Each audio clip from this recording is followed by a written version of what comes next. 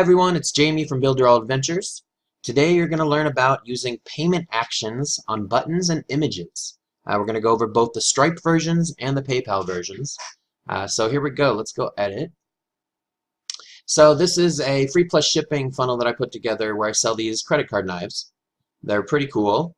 But down here I sell 1, 3, and 10 packs. Okay, so over here I've already done what I'm going to do, but I'm going to show you the same thing over here. So first thing I'm going to do is I'm going to duplicate this button. First of all, the button right here, Ship Now, the Buy 3 Now, and the Buy 10 Now all use Stripe. I'm going to add a PayPal button over here and let you watch me and then show you how both work. Okay? So like I said, the first thing I'm going to do is I'm going to shorten this button, and then I'm going to duplicate it.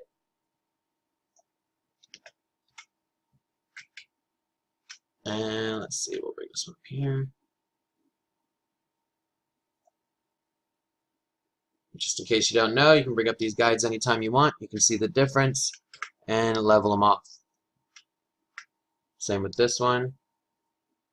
Bring it down to match this guy. And we're good. Right click on the guide to get rid of it. Okay? Alright, so now I have two buttons here. This one is through Stripe. So the first thing I'm going to do here is I'm going to go ahead and edit these. And just for now, I'm going to put CC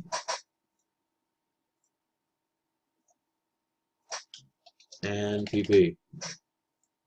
Okay, so credit card, PayPal. I don't know if there's a way to do it in one button yet. I don't believe so. I think you could probably do like drop downs and some other things like that. But for right now, we're going to focus on buttons and images. The pay action works the same way. So just as an example, I'm going to duplicate this image. I'm going to bring it right down here. Make it smaller. Okay, and this is going to be a payment action as well. This is going to be the same as one of these two buttons, just so I can show you on an image. Alright, but first let's take a look at the setup. Okay, so we're going to right click and we're going to go action.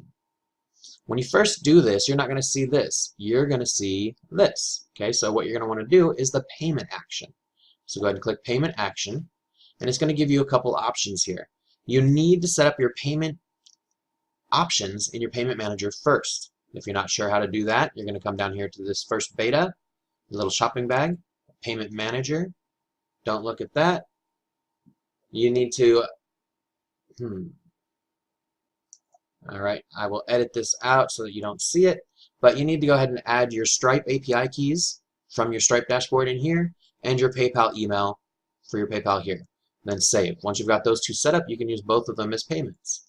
Alright, so we are going to set up this PayPal one, action, and we're going to pick PayPal. Okay, so here's what you can fill out for the PayPal payment action. First thing is you got to put in the email that you want the money to go to. That's probably the most important step, so don't forget that one. It actually won't let you. It'll say, hey, you need to put an email here if you try.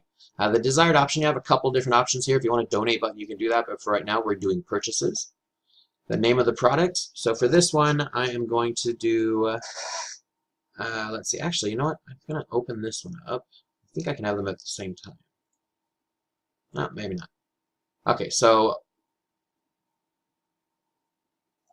close that down.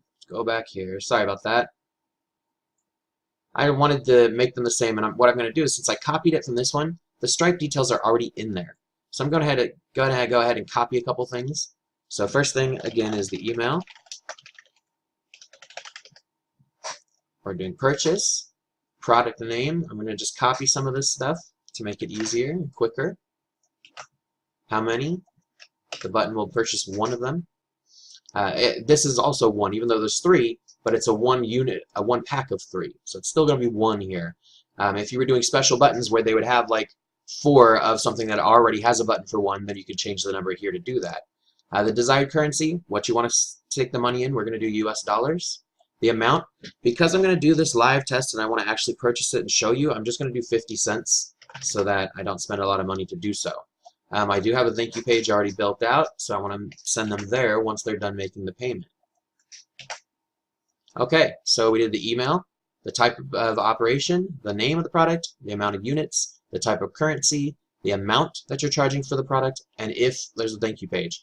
You don't have to do a thank you page, but if you don't, they will just stay right here after the purchase and not go anywhere else. It's up to you. Sometimes that might be what you want. Maybe you have a place where they're going to purchase different things, but most of the time you're going to want them to go somewhere to say thank you. So that's what this one's doing. Okay. All right. So if you look at this one, it's the same thing, but I only have the Stripe information on it.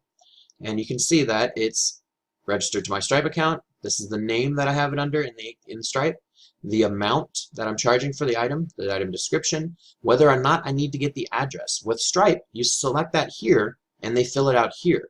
With PayPal, they put their address through PayPal. Okay, so that's one of the differences, and then the thank you page is the same. All right. All right, so let's preview this. All right, so if you're going to buy with Stripe, if we click on Stripe, you'll see it pops up a little pop-up from Stripe where you collect their email. If they've already used this Stripe pop-up like this and bought from somewhere, if they use their email and it's already there, it'll give them the option to fill this in for them. Otherwise, they need to fill in their name, street, city, zip code, and country. If their shipping is the same, they can go ahead and select this, and it will do it for them. If it's not the same, you uncheck it, and then you get the option to do both. Okay, pretty cool. And then you put in the payment info where you actually put in your credit card. For just right now, I'm going to put this in just to show you how it works. You can see as soon as I did that, it said, we've sent you a verification code. They send it to my phone, and as soon as I type in the code that they sent me on my phone, it immediately goes in and enters in my information for me. The reason it didn't do it on this one is because my information is not up to date in the Stripe system. So I need to do that. But next time I come and buy from the site, it will remember it. All right? So pretty cool. On this one, I'm not going to buy. This one, it will literally just put a little green button that says you purchased and then take you to the thank you page. But I'm going to show you the PayPal one now. Okay, so instead, we're going to try it with the PayPal button.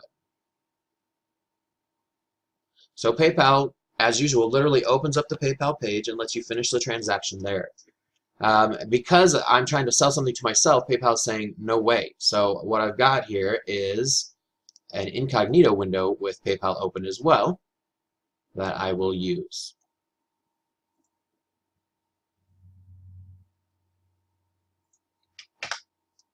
Let me refresh the page in the incognito window and click on the PayPal button. Oops, I didn't save. Let me go save it so you can see those changes.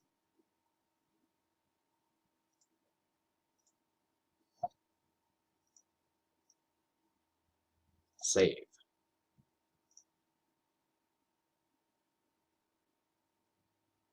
Back to my incognito window. I'm going to refresh so we can see the changes.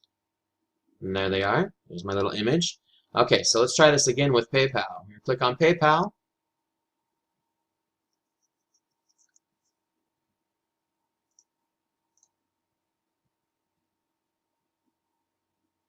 PayPal is loading.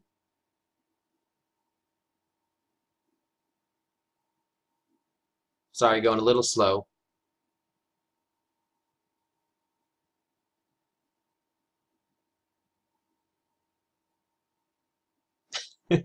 First time I did this, it went super fast. Now that I'm recording, it's going to go slow. All right, so basically, I have the incognito one logged in as a different account. 50 cents is what we put in there just for this purpose. The ship to address is right here. You would change that right there if you want to change where it's going to be shipped to. And you pay now. So I'm going to go ahead and do so. So you can see that it was paid. You can get a receipt sent to your messenger. Tells you all the information that you need to know. When you click here, it will take you back to the site, but to the actual thank you page. So it says thank you for your order, it'll be processed, blah, blah, blah, blah, blah. Okay, this has a little one-time offer where they can buy a 10-pack. But back over here, I'm not going to purchase this one through Stripe, but it's basically the same process. It's just, it'll actually show a little green thing that says successful purchase, and then take you to the thank you page. But they're both pretty easy and simple to set up. They don't have a ton of extra features or options, but they have the ones that we need and that are important. So you can easily do payment buttons like so. Real quickly, let's go back and do payment on an image just so you can see it. It's basically the same thing. We're going to come down here, We're going to pick this image, right click, action, and we get the payment option. So it can be a button or an image. Stripe, PayPal, I'm not going to actually do this all the way, but it's the exact same thing, which is really nice. Sometimes a button isn't quite what you want. Sometimes you want an image of something. You have a lot more freedom to make any image you want in Photoshop or whatever your tools are, and not have to live with, kind of the standard buttons. All right, I hope you got something out of this. If there's any questions, let me know. It'll be posted on the extension, the Chrome extension. If you haven't got it, make sure you get it. It'll be posted on Builderall Adventures website and the Builderall Adventures Facebook group. All right, thanks a lot. Have a great day.